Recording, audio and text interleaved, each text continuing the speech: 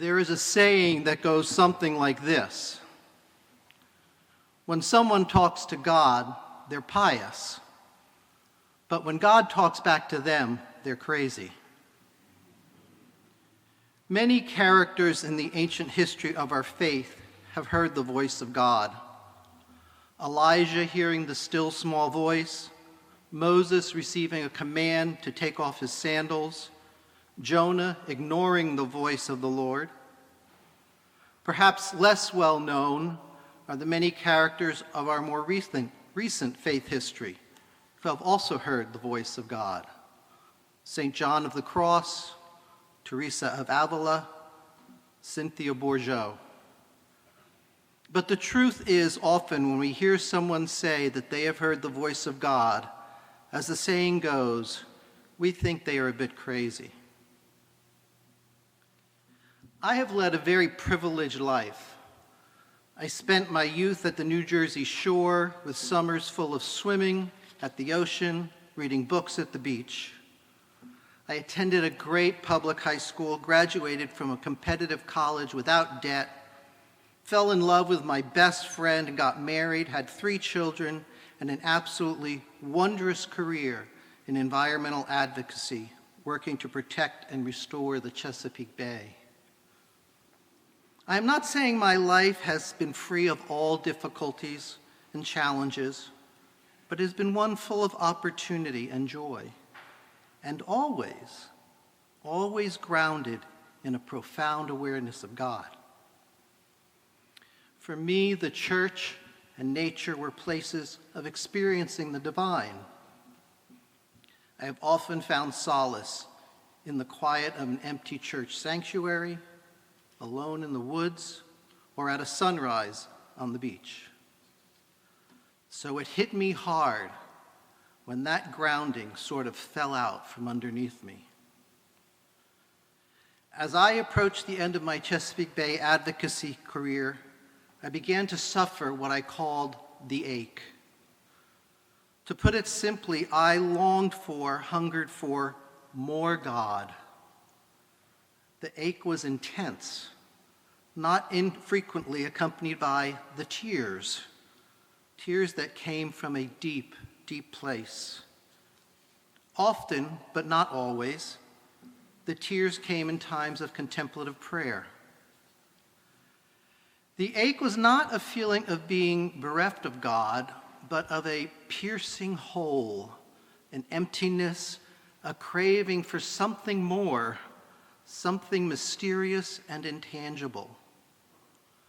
The ache was so strong, so pervasive, so consuming, that I sought help as I traveled what was a rather dark and unmarked road. As I traveled, I continued to engage in contemplative prayer, and one day, unexpectedly, as I sat silently sobbing those inexplicable tears, I heard a voice. Heard is the wrong word. It was not a sound detected through my ears, but I did hear words very clearly. The words were, quote, "I want you to take this time you have to find me and to know me." Clear as a bell, someone spoke those words to me. I thought I was going crazy, but I wasn't. The ache, the tears, the voice, I learned they were not something unique to me.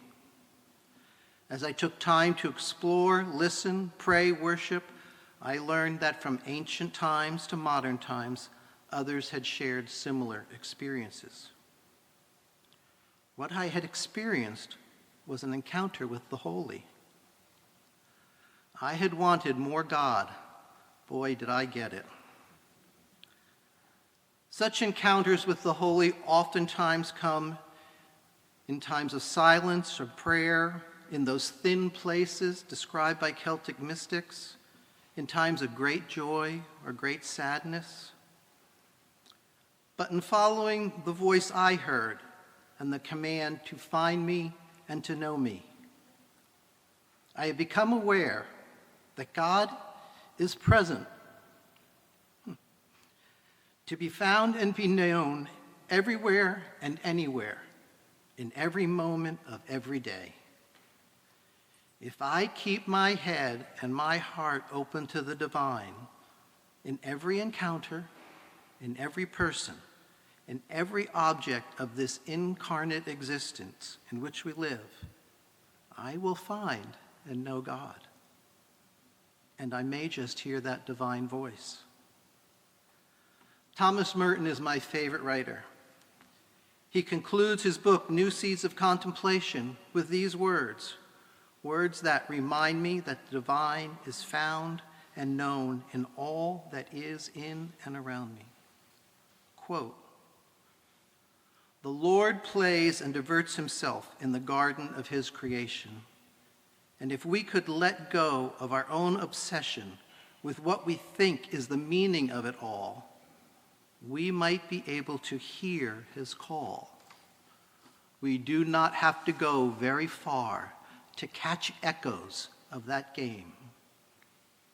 When we are alone on a starlit night, when by chance we see the migrating birds in autumn descending on a grove of junipers to rest and eat, when we see children in a moment when they are really children, when we know love in our own hearts, or when, like the Japanese poet Basho, we hear an old frog land in a quiet pond with a solitary splash. So whether it be on that starlit night, or when watching those birds descending on a grove of junipers, or when that old frog jumps into that pond, or in the silence of contemplative prayer, or in this very worship service, you and I might, as Merton wrote, be able to hear his call, to hear the voice of God. And when we do, unlike how the saying goes, we are not crazy, we are graced.